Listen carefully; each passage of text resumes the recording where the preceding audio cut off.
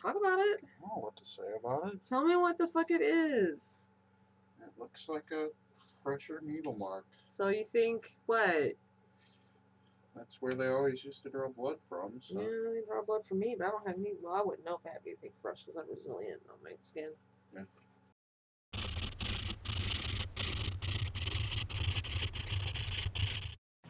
Well, I got the lighting a little bit better in here. That's because I've got this lamp leaning, trying to bring in some light. You know, I've got a lamp there and a double lamp there, and it just seems like it didn't used to have this darkness problem in here. Normally I have a long time between updates, as you know. But I just had something really disappointing happen tonight, and it kind of backs up my growing opinion of researchers. Do you remember this little vial, guys? Let's see. Take it out again. Do you remember how I said I had told 2 people about it? The first didn't really give a flying fuck, and the second, he keeps wondering publicly why people are coming to him with all these cases that in subjects that he's not known for or to do, and it's because he treats people like they're real. And for a minute there, I had hope. I actually genuinely had hope.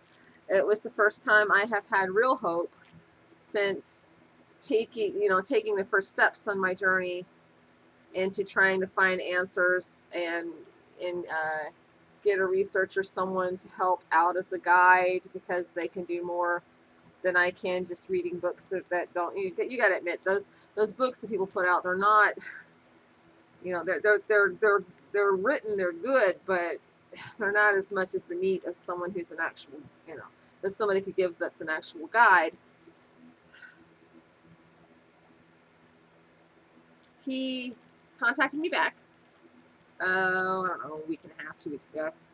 It was a while back, a few days at least, and told me that he knew somebody who said that, I'll look it up, that this is a prescription-only vial. It could contain any type of drug and could be extremely harmful. And it's only used in a hospital setting only, not in a doctor's office. It's got the stopper in it because it's the kind that you put a needle in. Some vials that look just like this, the fluid inside is meant to keep the blood from clotting, and preserve it. And he said that he was checking more into it, and that was it. The only thing I have told him was that, why we can't, we feel that it might be important because there's no way any of us here could have brought this in. The one person here who has been in a hospital recently working on the job, the hospital's not going to have 2013 vials just lying around to be taken under normal circumstances. And I know I didn't bring it in, at least not consciously. And the husband works in IT at a doctor's office, so he's nowhere near anything like that. But I had this feeling a few days ago. I get these feelings with people I've connected with, and I wouldn't say that I've, because, you decord and whatever, you can do that, but it's more of I've been burnt too many times since to know, and I just was overwhelmed with this feeling that the guy had stopped taking me seriously, like they always do. And so I wrote him and told him I wouldn't bother him anymore. I haven't heard from him. I don't think I'm going to at this stage. But I was listening to a radio show with him on it. I'm not going to tell you who or where. And he's talking about some of his recent cases. And he's got another case. And they found a box of vials. I think that my vial has rolled under the rug. It is very disappointing. It is very, very disappointing. I had hope, and I think I'm a little heartbroken. I have been to every researcher out there, guys. I have been around. I am like the the roadie of researchers trying to get help. There was one researcher on his deathbed. The first time I contacted him, he wouldn't help me because he wouldn't. And then the second time I contacted him, explained, look, I've been everywhere. I'm at a loss. Okay, he on his deathbed tried to guide me to someone, which guided me to someone else, which, like, how like you get put on hold and transferred around, transfer me to someone else, transfer me to someone else, and then finally ended up with this other prominent researcher who claims to specialize in MK Ultra and my labs, and she shouted at me and my friend over the phone. She was furious that we had her number and were calling her, and told us to stop reading. And then there's one that he was doing very well, and now all he is about white lighter stuff and attention. There's another that you've heard me rant about, who pretty much called me a liar because my hypnovisions weren't what she had planned. And there's the one who said that I have a very, very active, paranormal active life, more active than she'd ever seen, so she dumped me. It goes on and on and on. And I see these people, okay. Then there's the one that told me if I wouldn't accept Jesus Christ as my Savior, they refused to help me. There's the other one that was in jail, and when he got out, well, same story, accept Jesus or else. There's the other one that refused to deal with me because I wasn't willing to do emotional therapy with them. Why would I want a drama to get a technical answer on something? Let's put it that way. I don't want a drama just to get a technical answer. So anyway, moving on, because this is turning into drama. I've been everywhere, and this last person seems so down to earth and they're good. They are good at what they do, but I often say that I've got this curse on me where I am invisible. Take, for example, my silenced YouTube videos here. And so I guess that hit. Maybe I saw that woman had vials and was getting attention, and so I stole this from work so that I could get attention. Maybe they noticed that I was fixing to get some information, and so they created a bigger case so that his attention would be diverted. There's also all I've got is wild speculations at this point. I don't have any freaking facts to fucking come up with anything concrete with anymore. There's also the chance that he will contact me. So that's the story of the Vial. It looks like it ends here. Second bit of interesting, not so interesting stuff, but a little bit different. The vortex. Remember my talk about the vortex journey where I might have seen a little folk?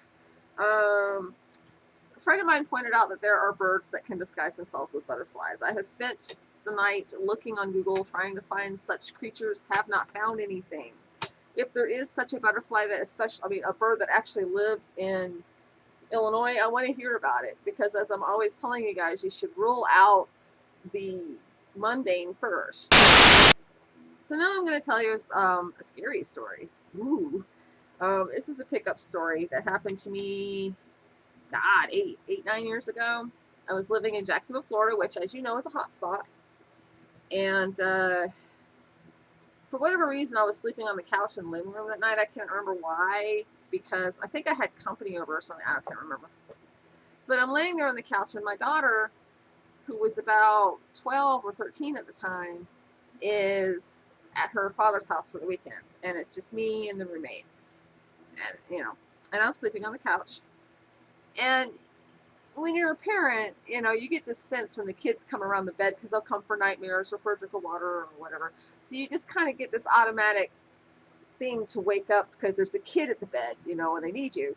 And so I'm waking up in the middle of the night, and at my feet is a small girl that I mistook to be my daughter. Now I'm half awake, and it hadn't filtered in yet that my daughter was not home. So I was like, why is my daughter up?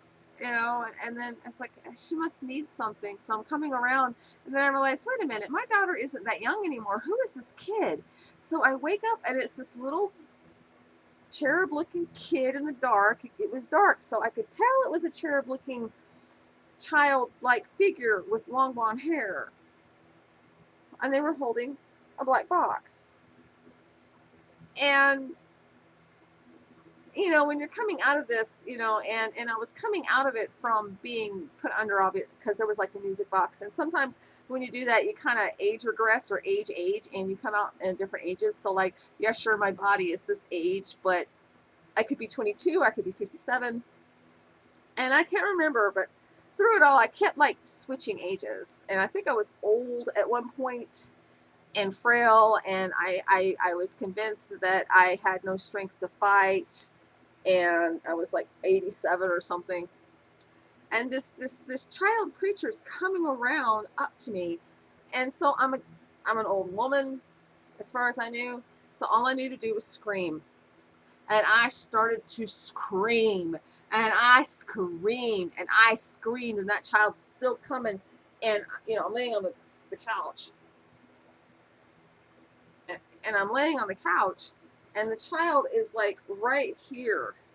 And at about that time, I snapped out of the illusion of being a weak, frail old woman, and I was me, and I started to get up to kick me some little girl ass. I was gonna kick a little girl's ass. And suddenly it was all gone, and my roommates were standing and the lights are on, and I don't know if there was missing time, but it was like they came in. What happened? Why are you screaming? I had been screaming for so long, I lost my voice, and my roommates could not register it, hear it, and they didn't respond. Yeah, this terrible thing happened. I don't know if I have the strength to even go through hypnotherapy to find out what happened after I started to kick butt. Yeah, yeah. There's this thing I've heard of. I found out about the childlike aliens with the hair after the event, and in the book I'm reading, Into the French, there's the black box mentioned. I've had one researcher who, by the way, went crazy and decided I was going to attack her by sending squirrels at her. She was 3 states from my house. Has mentioned the black box. I'm hoping to hear more about said black box. I have this feeling like there's more than one type of black box.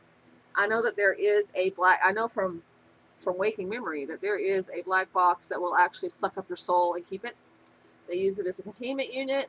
You can astral into it, and handling things in there. You can leave when you are a bodiless spirit. The box actually creates an environment so you don't even realize that you're bodiless, and that your body's dead. There is someone who passed away that I was at. For whatever reason, my handlers had the box on the table and had me go into the box to check on him, and he had no idea he was dead.